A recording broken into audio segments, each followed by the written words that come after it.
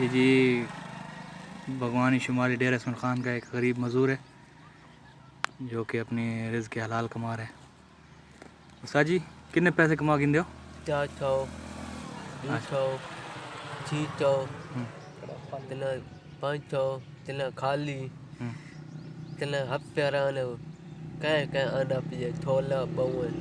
अच्छा, वो कहते हैं कि जी कभी 200 कभी 300 कभी 400 कभी खाली फाके भी आ जाते हैं। तो मेरी आप सबसे गुजारिश है कि जी ऐसे लोगों की हेल्प करें जो कि मांगते नहीं हैं, अपनी मेहनत मजदूरी करके अपना पेट पालते हैं, रिज़्क़ हलाल कमाते हैं। अस्सलाम वालेकुम।